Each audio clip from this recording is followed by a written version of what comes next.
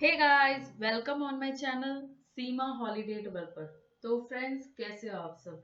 Friends, आज की video होने वाली है कॉन्टेक्स्ट एपीआई के ऊपर और ये क्वेश्चन इंटरव्यू में जरूर पूछा जाता है, तो इसके बारे में आप लोगों को पता होने चाहिए। कॉन्टेक्स्ट एपीआई के क्वेश्चन भी हम डिस्कस करेंगे इस वीडियो में और ये देखेंगे कॉन्टेक्स्ट एपीआई के रिक्वायरमेंट कहाँ पे होती है, इसे इम्प्लीमेंट कैसे करते हैं। ये तो चलिए चलते हैं कोडिंग एरिया में। सबसे पहले देखिए, सबसे पहले मैंने क्या है एक सिर्फ एक टेक्स्ट मैसेज आप लोगों को डिस्प्ले किया स्क्रीन पे। कॉन्टेक्स्ट एपीआई हमेशा की तरह मैंने एक डमी प्रोजेक्ट सेटअप कर लिया है। तो गाइज, हम कुछ क्वेश्चन डिस्कस कर लेते हैं जो कॉन्टेक्स्ट एपीआई उसको यूज करने की जरूरत क्यों पड़ती है। हम सभी को पता है कि कॉन्टेक्स्ट एपीआई जो है वो स्टेट मैनेजमेंट के लिए यूज होती है, जैसे कि रिडक्स होती है। ठीक है गाइस, बट हम कॉन्टेक्स्ट एपीआई को चूज क्यों करें? अगर हमारे पास रिडक्स है तो कॉन्टेक्स्ट एपीआई क्यों चूज करनी चाहिए, ये भी क्वेश्चन आप लोगों से पूछा जाएगा। तो देखिए, जो कॉन्टेक्स्ट एपीआई है, फर्स्ट इसका बेनिफिट ये है कि एक तो इसको इम्प्लीमेंट करने के लिए अलग से कोई थर्ड पार्टी लाइब्रेरी यूज नहीं करनी पड़ती। यानी कि अगर आप लोग हुक्स के साथ वर्क कर रहे हो या फिर क्लासेस के साथ भी वर्क कर रहे हो, उसमें भी आपको कॉन्टेक्स्ट एपीआई को यूज करने के लिए अलग से कोई लाइब्रेरी नहीं इंपोर्ट करनी पड़ेगी, जैसे कि रिडक्स में करना पड़ता है। इसका जो मेथड है या प्री डिफाइंड मेथड है या हुक्स के जो भी मेथड है, वो ऑलरेडी रिएक्ट में अवेलेबल है, तो आपको जस्ट इंपोर्ट करना है और यूज। अगर आप किसी ऐसे प्रोजेक्ट पे वर्क कर रहे हो जो कि बहुत बड़ा प्रोजेक्ट नहीं है और उसमें आपको चाइल्ड टू पेरेंट या पेरेंट टू चाइल्ड जो भी डाटा आप लोगों ने पास करना है, वो बहुत सारे मॉड्यूल में पास नहीं करना है। मतलब प्रोजेक्ट आपका छोटा छोटा सा है, ठीक है। सो रादर देन कि आप कोई थर्ड पार्टी लाइब्रेरी इंपोर्ट करो, क्योंकि आप लोगों को भी पता होगा, जिन्होंने रिडक्स पे भी मैं वीडियो लेकर आऊंगी, बट जिन्होंने रिडक्स पे वर्क किया उनको पता होगा कि रिडक्स के सेटअप के लिए अलग से हमें कुछ कोड लिखना पड़ता है।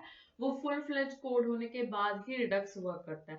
कॉन्टेक्स्ट एपीआई में ऐसा कुछ नहीं है, इसका कोड काफी सिंपल है। ठीक है, तो आई होप आप लोगों को कॉन्टेक्स्ट एपीआई के बारे में थोड़ा बहुत अंदाजा हो गया होगा। ये हो गया दूसरा डिफरेंस। फर्स्ट, देखिए हम फिर से रिपीट करते हैं। फर्स्ट ये है कि हमें कोई थर्ड पार्टी लाइब्रेरी को इंपोर्ट नहीं करना पड़ता। सेकंड, कॉन्टेक्स्ट एपीआई वहां पे यूज होती है जहां पर प्रोजेक्ट छोटा हो, स्टेट मैनेजमेंट ज्यादा ना हो, छोटे प्रोजेक्ट लेवल पर हो। थर्ड गाइस, कॉन्टेक्स्ट एपीआई का रोल देखिए कहां पर आता है। तो मैं अभी एक नोटपैड ले लेती हूँ, उसके थ्रू हम समझने की कोशिश करेंगे कि जो कॉन्टेक्स्ट एपीआई है ये वर्क कैसे करती है। तो मैंने एक नोटपैड लिया, तो गाइज यहाँ पर देखिए मैंने लिया ए। ठीक है, हमारे पास ए कंपोनेंट है। ठीक है गाइस, उसके बाद हमारे पास कंपोनेंट है बी, जो कि ए का चाइल्ड है। ठीक है गाइस, उसके बाद हमारे पास है सी, जो कि बी का चाइल्ड है। उसके बाद हमारे पास है डी, जो कि सी का चाइल्ड है। ठीक है, तो अगर ए को डी के पास अपना डेटा भेजना है डायरेक्टली, तो ए क्या करेगा, ए को पहले वो डाटा बी को सेंड करना है, देन वो सी में पास होगा प्रॉप्स के थ्रू, देन जाकर वो डी में पास होगा। अगर हम कॉन्टेक्स्ट एपीआई की बात ना करें तो नॉर्मली प्रॉप्स के थ्रू डाटा ऐसे ही पास होता है। Parent to child data pass करने के लिए हम प्रॉप्स का यूज करते हैं, फर्स्ट थिंग। सेकंड, कंपोनेंट में पेरेंट टू चाइल्ड का रिलेशन होना चाहिए। तो ऑब्वियस सी बात है, अगर बी ए का चाइल्ड है तभी वो उसको प्रॉप्स के थ्रू डाटा पास कर सकता है। ऐसे ही अगर सी को डाटा भेजना है तो सी को भी बी का चाइल्ड होना पड़ेगा डेटा को पास करने के लिए। ऐसे ही अगर डी को डाटा पास करना है तो डी जो है वो सी का चाइल्ड होगा, तभी वो सी का डाटा ले पाएगा। ठीक है, बट इन दिस केस अगर ए को अपना डाटा डायरेक्ट डी में पास करना है, ठीक है गाइस, तो वो डायरेक्टली कैसे उसको पास करेगा? ये अभी क्या हो रहा है, ए बी को डाटा दे रहा है, बी जो है वो सी को डाटा पास कर रहा है और सी फर्दर डाटा डी को पास कर रहा है। बट इनडायरेक्टली डाटा तो सिर्फ डी को ही चाहिए था, तो वो बी और सी को पास क्यों किया जा रहा है? ठीक है, तो इस चीज को रिमूव करने के लिए कॉन्टेक्स्ट एपीआई का रोल आ जाता है। ठीक है, कॉन्टेक्स्ट एपीआई में अगर ए कंपोनेंट को डी कंपोनेंट को डाटा पास करना है तो वो डायरेक्टली कर सकता है। ऐसा नहीं है कि उसको हर एक कंपोनेंट जो भी उसका चाइल्ड है पहले डाटा पास करना होगा प्रॉप्स के थ्रू, देन ओनली जो भी उसका डिजायर्ड कंपोनेंट है जिसको वो पास करना चाहता है वहां तक डाटा पहुंचेगा। ऐसे नहीं है, ठीक है। कॉन्टेक्स्ट एपीआई में ये चीज डायरेक्टली पॉसिबल है। तो अब हम कोडिंग एरिया में देखते हैं कि ये चीज कैसे होगी। आई होप आपको यहाँ तक पता लग गया होगा कि कॉन्टेक्स्ट एपीआई की रिक्वायरमेंट होती कहाँ पे है, ठीक है गाइस। तो ऐसे देखिए, अननेसेसरी डाटा जो नहीं भी चाहिए हम डी और सी को क्यों पास करें, फालतू में डाटा की रेंट हमारी एप्लीकेशन पे भी इफेक्ट पड़ेगा। तो रादर देन कि one by one data pass करने के बजाय हम डायरेक्ट भी तो डाटा पास कर ही सकते हैं कॉन्टेक्स्ट एपीआई के थ्रू। अब देखिए ये रोल जैसे कि मैंने आपको पहले ही बताया, रिडक्स और कॉन्टेक्स्ट एपीआई के थ्रू दोनों के थ्रू हो सकता है, ठीक है। ये आपके ऊपर है कि आप क्या यूज करते हो। बट वही है कि रिडक्स का आपको सेटअप करना पड़ेगा, अलग से लाइब्रेरी इंपोर्ट करनी पड़ेगी। बट कॉन्टेक्स्ट एपीआई में ऐसा कुछ नहीं है, इसके प्री डिफाइंड मेथड आपको रिएक्ट में ही मिल जाएंगे। तो चलिए इम्प्लीमेंटेशन कैसे हो। तो गाइज सबसे पहले ना मैं यहाँ पे फाइल क्रिएट कर लेती हूँ, या फिर मैं पहले फोल्डर क्रिएट करती हूँ। फोल्डर का नाम रखते हैं कॉन्टेक्स्ट एपीआई।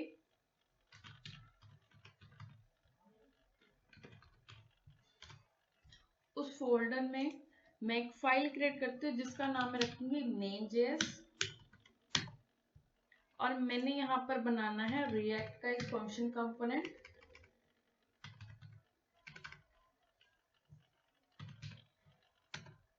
ठीक है। इसका नाम मैं मेन रख देती हूँ, और इसको हम वैसे भी एक्सपोर्ट कर रहे हैं तो मैं इसको एज एरो फंक्शन लूंगी। इसको मैं एज एरो फंक्शन लूंगी गाइस, कॉन्स्ट। गाइस ये बहुत ही इंपॉर्टेंट क्वेश्चन है इंटरव्यूज के लिए, इसलिए लेकर आई हूँ क्योंकि मैं भी इंटरव्यूज के लिए प्रिपेयर कर रही हूँ और ये क्वेश्चन जरूर पूछा जाता है, ठीक है। तो आप लोगों को ये पता होना चाहिए। Export default name save. अब गाइस इसमें हम क्या करेंगे, जैसे कि रिडक्स में हम स्टोर सेटअप करते हैं वैसे ही हमने ये मेन कंपोनेंट बनाया। जो कॉन्टेक्स्ट एपीआई है इसमें दो मेथड होते हैं, ये मेथड आप याद रख लो, ठीक है। एक होता है क्रिएट कॉन्टेक्स्ट, एक होता है यूज कॉन्टेक्स्ट, ठीक है गाइस।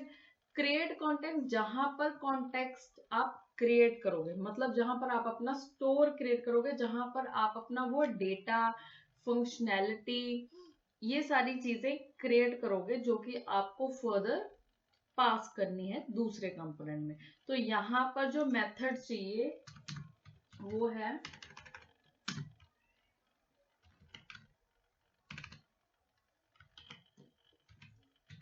क्रिएट कॉन्टेक्स्ट, ठीक है गाइस। उसके बाद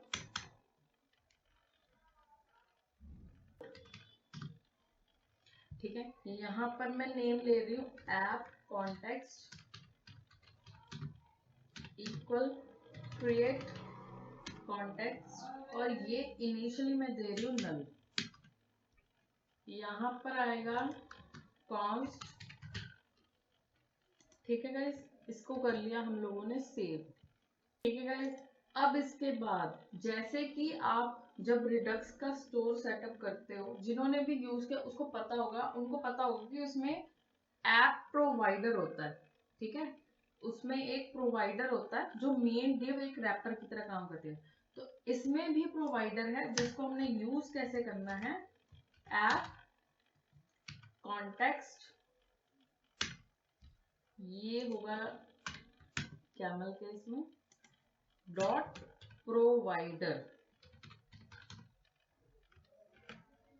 ठीक है गाइस। और यहां पर हम क्या करेंगे, अब यहाँ पर एक चीज ध्यान से देखने वाली है गाइस, इसको आप माइंड में जरूर रखना, ठीक है। अब यहाँ पर हम क्या करेंगे, हम यहाँ पर कुछ स्टेट्स ले लेते हैं, कुछ डेटा ले लेते हैं, जो डेटा हमने दूसरे कंपोनेंट में प्रोवाइड करना है, ठीक है गाइस।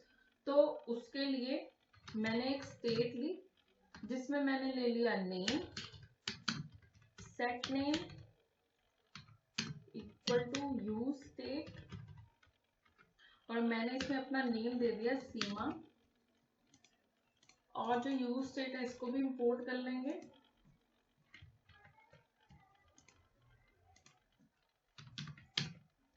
ठीक है, ये हो गया मेरा नेम यहाँ पर।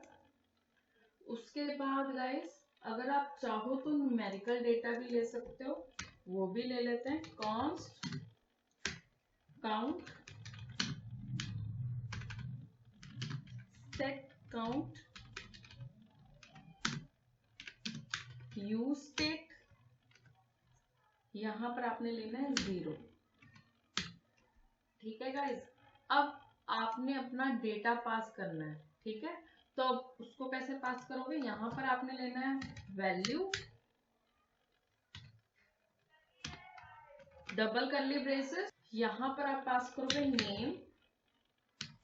ठीक है, और यहां पर पास करते हैं काउंट।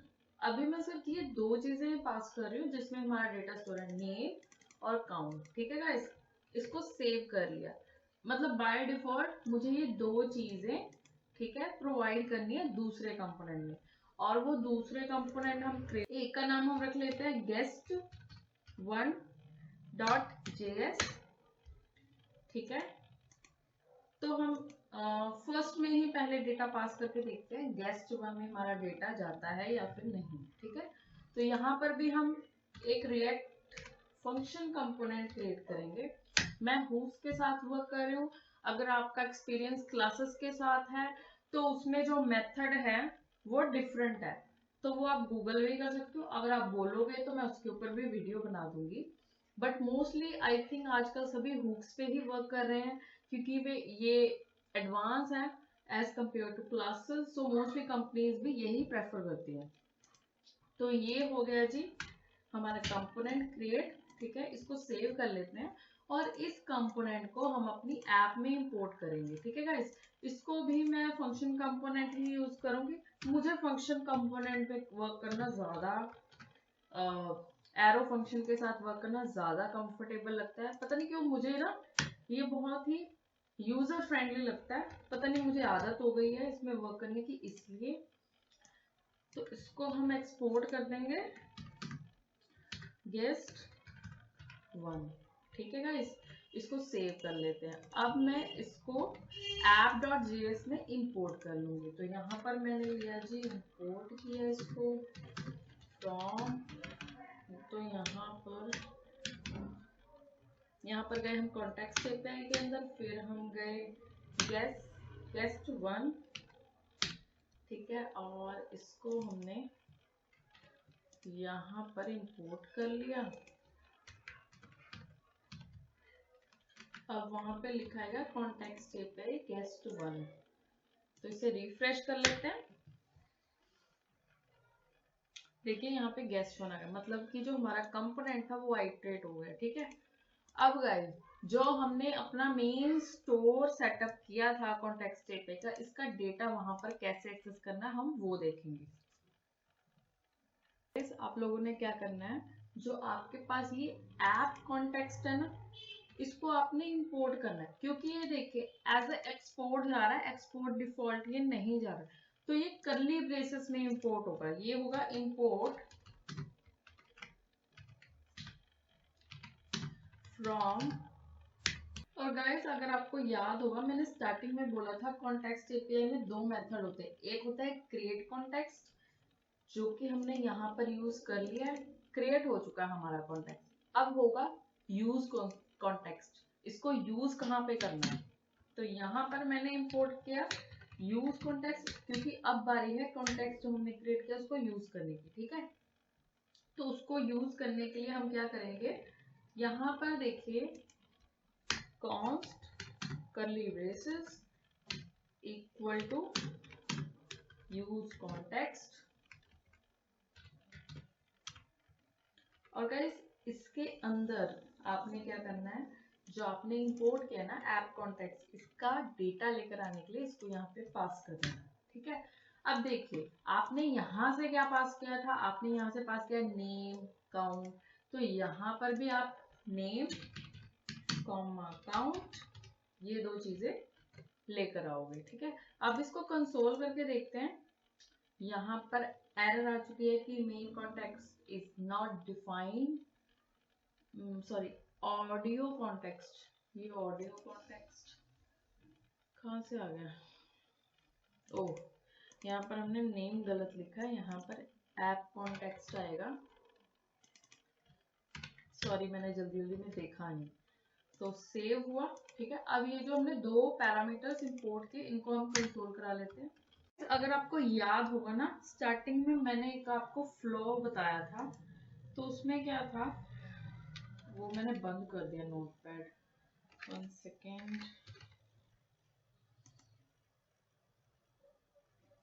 तो वो फ्लो क्या था, उसमें क्या था, जैसे ए कंपोनेंट था, ठीक है, उसके बाद बी कंपोनेंट था, देन उसके बाद सी कंपोनेंट था और उसके बाद डी कंपोनेंट था।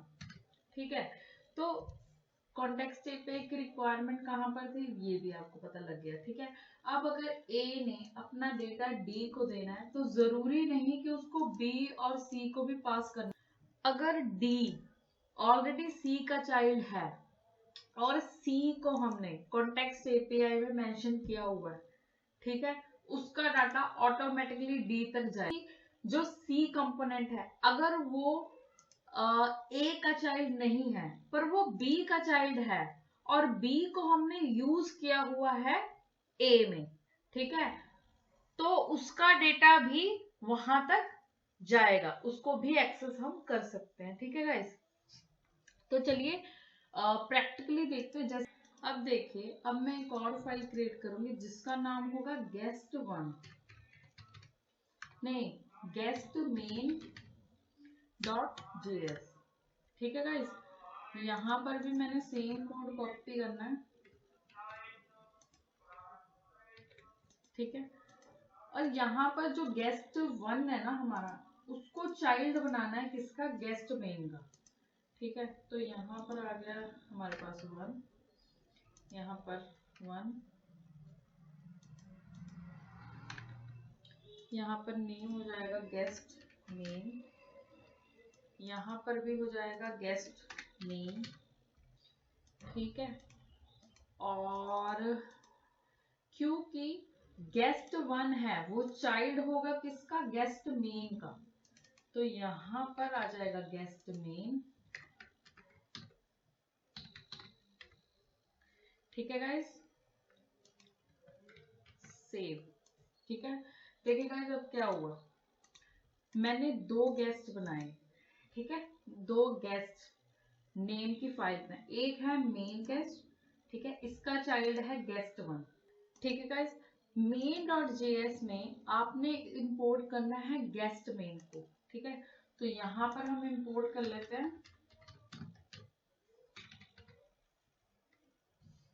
Guest main. ठीक है, और यहाँ पर इसे हमने मेंशन कर दिया, सेव कर दिया। ठीक है, अब हमने इंपोर्ट कॉन्टेक्स्ट एपीआई का जो, जहाँ पे हमने इसका कॉन्टेक्स्ट क्रिएट किया है वहां पे हमने गेस्ट मेन को इंपोर्ट किया है, guest1 को नहीं। ओके गाइस, तो अब जो हमारी ये main.js है इसे हम यहाँ पर कॉल कराएंगे, यहाँ आएगा मेन, ठीक है, यहाँ पर भी आएगा मेन, यहाँ पर भी आप मेन लिख दो, सेव करते हैं। ठीक है गाइस, अब हमने यहाँ पर जो हमारी मेन फाइल थी जिसमें मेन हमारा कॉन्टेक्स्ट वर्क कर रहा है, कॉन्टेक्स्ट एपीआई का जो स्टोर बना हुआ है जहाँ पे मेन स्टोर है, उसको जब हमने अपनी app.js में इंपोर्ट किया, अब हम देखते हैं इसके आउटपुट। तो देखिए मेरा नेम यहाँ पर आ रहा है, ठीक है, क्योंकि मैंने क्या किया, मैंने दोनों कंपोनेंट में अपना नेम ही डिस्प्ले कराया। तो अगर आप काउंट को भी कराओगे वो भी डिस्प्ले होगा। यहाँ पर मैं काउंट भी ले लेती हूँ, ये है गेस्ट मेन डॉट जेएस। अब जो गेस्ट मेन डॉट जेएस है उसमें तो आ ही रहा है, यहाँ पे लिख भी देते हैं हम गेस्ट H1 गेस्ट मेन, ठीक है। और ऐसे ही गेस्ट 1 में भी हम लिख देते ताकि पता रहे कि कौन सी फाइल का डेटा जो है वो डिस्प्ले हो रहा है। यहाँ पर आ गया H1 में गेस्ट सेव, ठीक है। सेव किया। गेस्ट मेन में सीमा और काउंट दोनों आ रहा है, गेस्ट 1 में सीमा आ रहा है। गेस्ट 1 में हमने सिर्फ नेम कराया और गेस्ट मेन में हमने काउंट कराया हुआ है, ठीक है। तो मुझे लगता है कि ये फाइल के नेम से हमें थोड़ी कंफ्यूजन होगी, तो जिस एग्जाम्पल को हमने देखा उस अकॉर्डिंग हम इसका नेम भी ABC रख लेते हैं, ठीक है। तो जो हमारी मेन फाइल है मैं उसको रख रही हूँ, रीनेम कर रही हूँ, उसका नेम होगा A, ठीक है गाइस। और जो सेकेंड फाइल है हमारी गेस्ट 1 उसे भी मैं कर रही हूँ B, जो हमने एग्जाम्पल में देखा, ठीक है। अब यहाँ पर जो हमने यहाँ पे इंपोर्ट किए,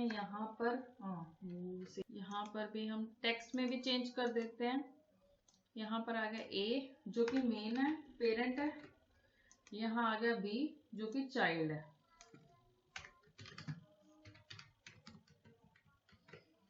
ठीक है, क्योंकि B जो है वो A का है, चाइल्ड है, तो यहाँ पे आ जाएगा पेरेंट,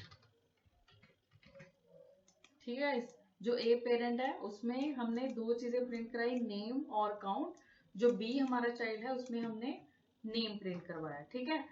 अब जो हमारी मेन फाइल थी जहां पे हमने अपना कॉन्टेक्स्ट एपीआई का स्टोर बनाया था, वहां पे तो सिर्फ मैंने मेन को ही लिया है। मेन मतलब कि जो A है, मेन पेरेंट, सिर्फ उसी को इंपोर्ट कराया। तो ये डेटा जो है वो B में भी एक्सेस हो रहा है, ठीक है गाइस। ऐसा नहीं है कि मुझे A में पहले इसको प्रॉप्स के थ्रू पास करना पड़ा, फिर यहाँ पर प्रॉप्स को गेट किया मैंने, जैसे पहले हम ऐसे करते थे ना प्रॉप्स, ठीक है। फिर उसके बाद यहाँ पर जैसे हम पहले क्या करते थे, जो हमारा यहाँ पे है डेटा, इसमें हम पास करते थे ऐसे डेटा लिखकर एट्रीब्यूट में, ठीक है।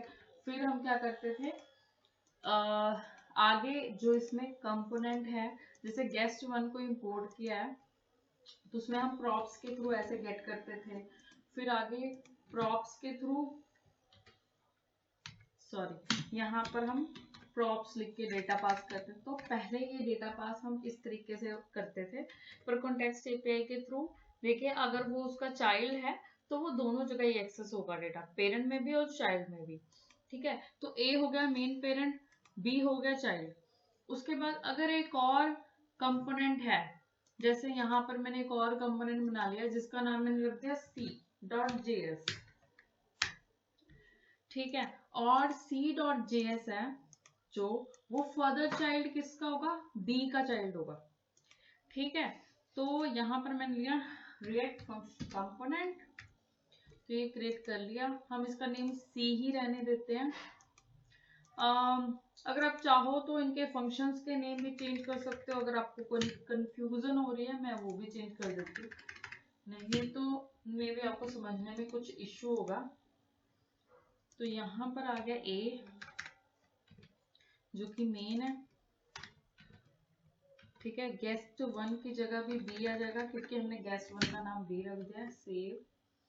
यहाँ पर भी B आएगा, सॉरी मैंने स्टार्टिंग में लिखती हूँ, यहाँ पर आएगा A, ठीक है, ठीक है गाइस।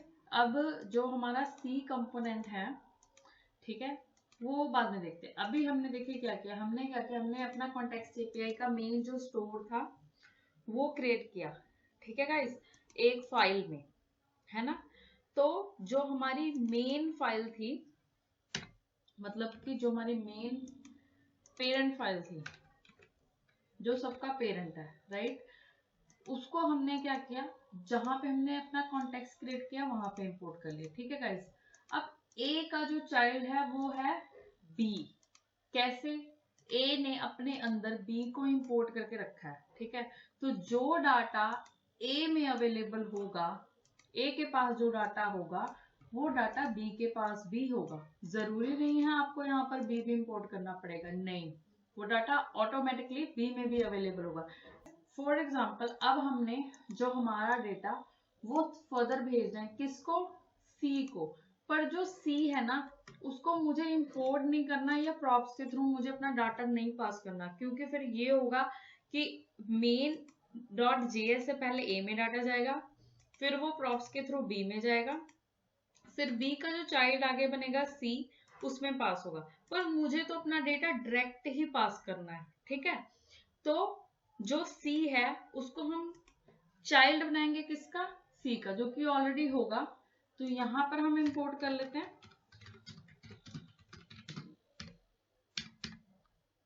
सी, यहां पर आ जाएगा हमारे पास सी सेव, ठीक है। तो अब देखिए जो ये डेटा है इसको मैं कॉपी कर लेती हूँ लाइन की,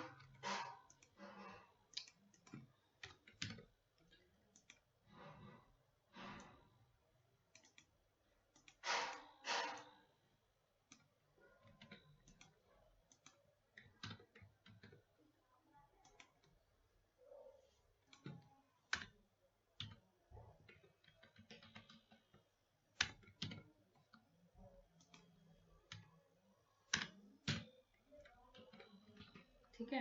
तो देखिए सी में भी डाटा आया, बी में भी आया, तो मतलब हमने सिर्फ इंपोर्ट किसको किया, ए को, डाटा किस में पास हुआ, ए में, पर उसके जो चाइल्ड थे फर्दर उनमें डेटा ऑटोमेटिकली एक्सेस हुआ। ये मेन बेनिफिट है कॉन्टेक्स्ट एपीआई का, जो कि रिडक्स में भी है, ठीक है। डिफरेंस क्या है वो भी हमने डिस्कस कर लिया है, ठीक है गाइस। और अगर आपको कुछ और डेटा सेंड करना है या कोई फंक्शनैलिटी परफॉर्म करनी है तो आप क्या कर सकते हो, ये जो सेट काउंट है सेट नेम भी पास कर सकते हो। सेव कर लिया, ठीक है गाइस। अब जहां पे भी आपको यूज करना, जैसे मुझे बी में नहीं चाहिए, मुझे ए में भी नहीं चाहिए वो फंक्शन, मुझे सिर्फ सी में चाहिए, ठीक है। तो यहाँ पर भी आप जो हमारे पास था यूज नेम जो हमने पास किया, ऐसे ही जो हमारे पास था यूज नेम था, 1 सेकेंड मुझे याद नहीं, सॉरी सेट नेम था, यहाँ पर आ जाएगा सेट नेम और यहाँ आ जाएगा सेट काउंट, ठीक है। अब यहाँ पर मैंने लिया एक बटन, ठीक है, और बटन में हमने क्या किया, इंक्रीमेंट कराया, और यहां पर हमने लिया जी ऑन क्लिक, इसमें लिया सेट काउंट और काउंट किया +5,